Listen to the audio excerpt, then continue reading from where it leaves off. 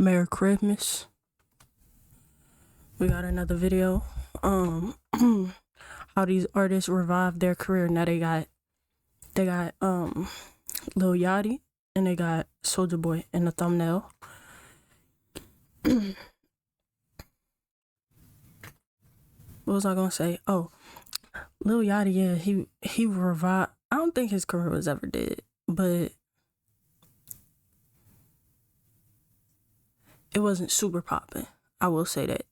So yeah, I think it just came with his whole concrete drawing and changing up his aesthetic, his flow. And with Soulja Boy, he just been in the streaming community. So, and I actually like some of Soulja Boy newer songs. So it's like he grew and developed as a person, and so did his music. So, but it's already been a minute. Let's get into it. Don't forget to like, comment, and subscribe. Let's go. So I was scrolling a few days ago, and I don't know why, but I started thinking about rappers that like fell off or whatever. And then I started thinking about like, what could have prevented them falling off? Like Smoke Perp could have just changed his sound. Chance the Rapper could have just stopped loving his wife. Famous Dex could have really just stopped doing all the drugs. All these different things that would have, could have just helped these artists. Then I started thinking about like that really stupid trend on YouTube, especially rap YouTube, where this artist destroyed his career in 3 seconds. These rappers are finished. And I'm just like, okay. Let's, put a positive spin on it. I know, UVXCX being positive. Come on, guys. Come on, it's almost Christmas. How can I be negative right now, But anyway, I was like, so who was able to save their career instead of, watching it crash and burn, falling victim to falling off or going to jail or whatever? So that's what I want to talk about today, because I don't know. I didn't know what else to really talk about. Rap is just boring as hell right now, except for that Jay-Z shit, which I will definitely be making a video on. So Lil Yachty is like the most obvious answer. So let's just get this Squidward sounding nigga out of the way. When Yachty first came out, during that, mumble rap is ruining the game SoundCloud era, he was being looked at like, oh yeah, I give him like, what, 2 years max? I just enjoy talk. I enjoy conversation, bro. Then tell me what you want from hip hop. I don't To be lit. I mean, you don't think that's a question you should answer at some point? What do I want from hip hop? Or are you leaving all of this to QC to figure out? Nah, I mean, I'm making music, bro. I'm just having fun. You know what I'm saying? My fans love it. You're gonna have a problem with just having fun at 5. What did you keep in mind, at this point, Yachty had dropped One Night, I Spy. What's that other one? Get Drips. Like, what an era, man. But anyway, it didn't really matter too much because people weren't really taking him serious. There was so much actual pure talent coming out all at the same time. You had X, Uzi. I hate to put talent and Cardi in the same sentence, but Cardi. People weren't really looking at Yachty like he was going to be anywhere near that, which is kind of true in its own right. But everyone's sentiment about all of these colored hair, not really spitting bars rappers was kind of the same. Unless you weren't 30 years old. You were just seeing younger people enter the rap game and having fun, like Yachty said. The problem, I would say, came when Yachty dropped that, what people considered like his worst album was, what was it called?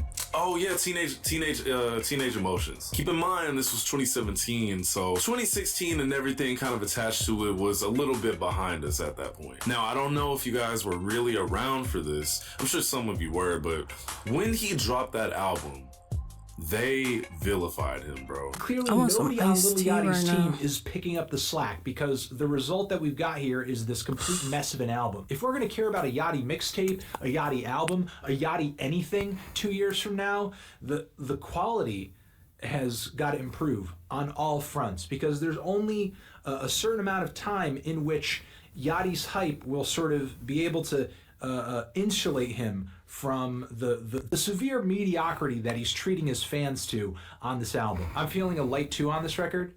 People were saying this was one of his worst projects they've ever heard. One thing I remember I kept hearing was like, it felt like this album was just like a huge downgrade in comparison to like his previous work, which when you think about it, It wasn't like he did that much beforehand. It's not like he was critically acclaimed by any means. You see what I'm saying? It just made people stop taking him as serious. And that's if they even took him serious to begin with. I know this video isn't about this, but I do just have to say, I felt like the odd man out when this first came out, because I remember all the hate it got, and I was just like, damn, niggas not rocking with this. I thoroughly enjoyed it. I don't know. That's just my opinion though. I think All You Had to Say was like one of my favorite songs from that project. Like it still gets bumped today. But anyway, after that, it just didn't look too good for him at all. And then when Lil Bo 2 dropped, it really wasn't looking good for him either, but not for the reason that you would think. See, Lil Bo 2 was like night and day from Teenage Emotions. I'm saying this because like, I want you to go listen to the first track from both projects, and you can immediately tell one... My bad, I'm sorry. I just,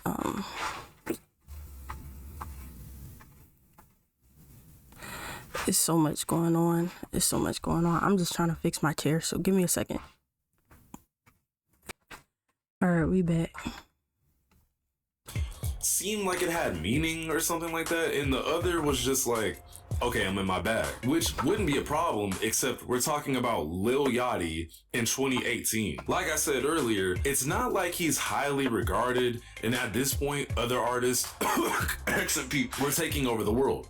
So if you weren't really paying attention to him before, you definitely weren't paying attention to him at this point either. Now, if I were to sit here and say that I kept up with Lil Yachty from 2016 all the way up to right now with the whole Concrete Slaves shit, that would be a whole ass lie, because I wasn't. And I know I'm not the only one. And there was an era in Lil Yachty's career where, like, if you weren't a core fan, you just weren't really checking for him. Which in turn, a better way to put it was, bro was falling off. It's not like he was going broke or anything, but Lil Boat 3 sold like... I guess I was part of his core fans, I guess. I mean, I wasn't really a fan, but I wouldn't like turn him off or say, ugh, what is this? Like, it's cool. 29K first week, which isn't bad at all, but that's like half of what Lil Boat 2 sold, which is about 64,000. So that's actually less than half. I'm fucking horrible at math. Then after Lil Boat 3, it seemed like he kind of just disappeared. But he didn't really disappear. He was kind of just like cooking in the background. See, when he dropped Lil Boat 3, I think that was like 2020, and I'm sure everyone watching this video remembers 2020 very vividly, and I'm almost certain Lil Yachty's new album was not in your mind when you were thinking about 2020. If anything, music related, Legends Never Die, Whole Lotta Red, Eternal It Takes, Savage Mode 2, they dropped that year. I'm sorry, but nobody was trying to hear Yachty at that point, bro. And let me not even say it like that. It was a crazy year for a multitude of reasons. Like, that was the same year that Tory shot Meg, Pop Smoke had died, King Von had died, rest in peace. I know they are both looking down on us right now. 6ix9ine got out and was, you know, on his bullshit. It was just too much going on that year for people to really be checking for Lil Yachty. That would be the better thing to say, but 2 years later, when it looked pretty bleak for Yachty, this nigga dropped Poland, and Poland did stupid numbers. I did a reaction This to was that. 2022 where music, especially first came rap out. music, was going in this insane shift where, let's be honest, weird shit was just flying. And soaring even. TikTok in 2022 was, you know, haywire, but if y'all were on there in 2022, you definitely remember I took the one to Poland. Like, even if you didn't know who Lil Yachty was at that point, you definitely heard his voice on that app that year. Yeah, it had Poland, a video on Lyrical Lemonade that went absolutely crazy it too, made with him at the time of me crazy, recording like- this is sitting at 33 million views. God damn. So Yachty And had him working another with hit, Cole Bennett, but he yeah. did not stop there, because after that single went stupid, he dropped his album Let's Start Here just a few months later in 2023, which the album did phenomenal because it wasn't that Yachty that we were used to from like I've never 2020. seen these This sound covers. was completely different, but I this don't time know it some was of the like songs. refined, and it, you know, just worked very, very well. I mean, this literally wasn't even a rap album, so that pushed him even more into the spotlight. And on top of that, just a few months later, after curating the Concrete Boys in its entirety, they went on the radar and did a cypher, which also did very, very well. Specifically because Caribou, but you get the point. Yachty's basically been back as a pretty big name ever since. This just goes to show you that realistically, when it comes to feeling like an artist is falling off, just because you're not hearing about them, you really never know what could happen. So it's safe to say that Yachty threw himself a lob, caught it, and ran with it. It also kind of helped a lot that he literally ghost wrote for like hella rappers, including Drake. On the other hand, this one is definitely more of a gray area, because to say Soulja Boy revived his career, you know, it's a little debatable, only because it would depend on what you would even consider his career. It's social career. media. But before It's we even always get been into that, social I gotta media. explain how this is even a topic, right? So A social media at this personality. point, Soulja Boy's So, come up yes. does not need to be explained in the massive 2024. If you're watching this video, I'm like almost certain you know who Soulja Boy is, nigga. Like, you know, turn my swag on, kiss me through the phone, crank that shit. Soulja Boy has had a very, very wild career with a couple of different ups and a couple of Get 4 weeks free when you sign up for Uber One for students. But his ups were honestly insane, especially the earlier ones. I mean, to be considered the first quote-unquote rapper on YouTube is always going to be a feat, because Soulja Boy has kind of always had this thing about forward thinking, and his mindset is like insane. Times like that where he was like, hey, instead of putting the Crank That video on MTV, let's just upload it on YouTube. It's like 2007 or whatever fucking year that was, and eventually it'll end up on MTV, which it did very quickly. Soulja Boy in the mid 2000s was like the definition of an internet sensation, with his music on YouTube, MySpace, Bebo, if you guys remember that, which I highly doubt any of you remember Bebo. Just know it was goated. But long story short, Soulja Boy's high point was definitely pretty early in his career, but cracks were already definitely showing. Black Ice, Ice-T, Silver the Navigator, fuck Soulja Boy, eat dick. This nigga single-handedly killed hip-hop. Soulja Boy, let me talk about Soulja Boy. Soulja Boy, I know you're young enough to be my kid, but you single-handedly killed hip-hop, man. You know what I'm saying? I can't fuck never with seen it. it. All that shit is such garbage. You can't do that, man. We came all the way from Rockham, okay? We came all... Man, fuck all that. So they've been saying hip hop dead. If Soulja Boy killed it, man, they've been saying it. They said that with the, you know, Yachty and them, that era too. They saying it now. Look at here. This nigga Ice-T old as fuck, man. Soulja Boy, as early as when his career basically started, was getting flack from the OGs like Ice-T because of his lyrical ability and how his music was more about fun than bars. This is really just an age-old theme in hip-hop at this point. Like, going down this rabbit hole will really show you how much... Why do they want people to be so serious though? That be my thing. Like, you could have serious people, just like TV. You could have serious things, and then you could have lighthearted things. Like, that don't mean it's dead. Like, that's like saying movies is dead because they come out with Disney movies instead of coming out with, you know, more Scarfaces or Paid in Fools. Like, it don't make sense. Maybe I should use another. No, that's exactly it. Like, one is for younger, older. Like, the whole point is it can still be there. It can still exist. Much hip-hop literally repeats itself every few years, because just 8 years later, the same thing happened with the SoundCloud era, where it got to a point where no one really had bars, and most of the music that was blowing up at the time was just fun. Funny enough, because most of the people from that era have gone on record saying that Soulja Boy is a moderate inspiration of theirs. So it's funny to see that Soulja went through the exact same thing. It's just the difference though is that, you know, it was 2008. At this point, unlike the SoundCloud era, yes, the internet had a massive grip on the hip-hop space, but it was nothing like how it is today. Like, okay, for example, if Nas and Jay-Z and 50 Cent, like that era of rappers, came out and for some reason said, yeah, this Netspin kid is killing hip-hop, which he is, by the way, no one would give a fuck. You know, because most people at this point would just be like, nigga, okay, drink, or whatever, you know?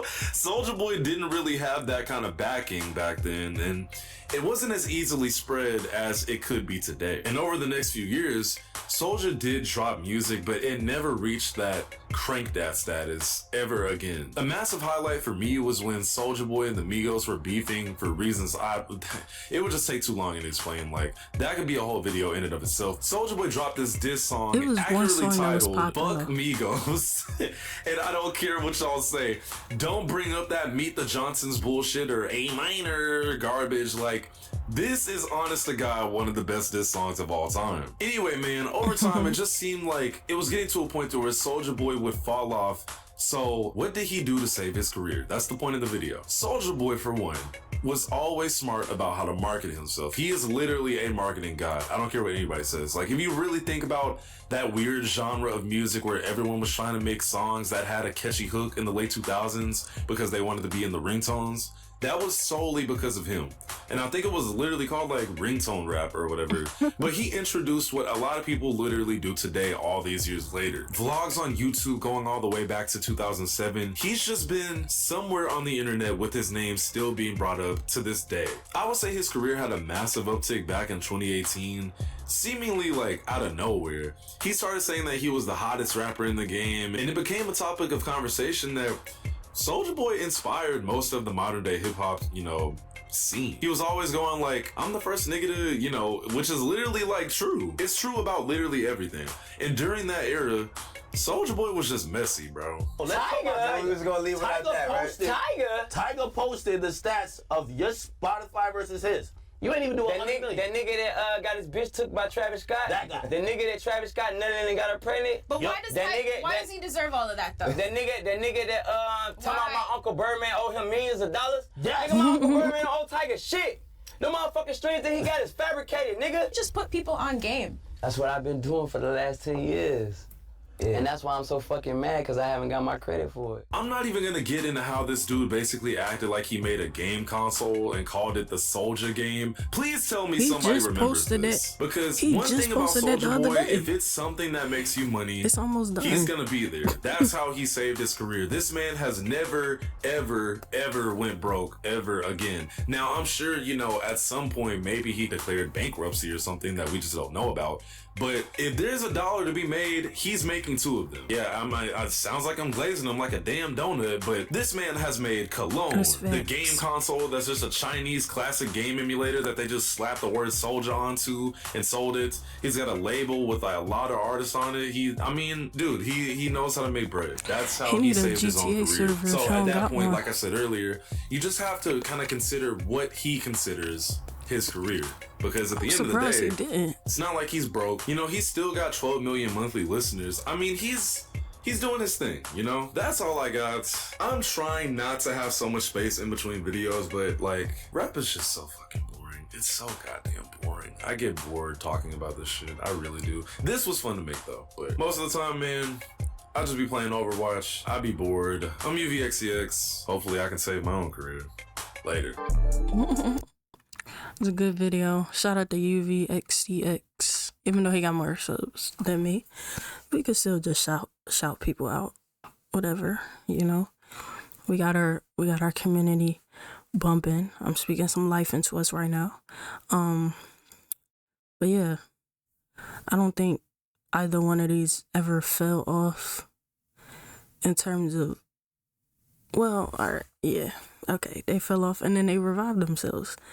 That's how you're supposed to do it. I done fell off in my life and revived myself. I'm doing it right now, you know. So it's all about being self-sufficient and believing in yourself and just trying new things, trying to stay ahead of the curve. All right, but we at 18 minutes, so I'm gonna cut it short. Let me know what you think in the comments below. Any other artists do you think revive themselves? I can't think of any right now.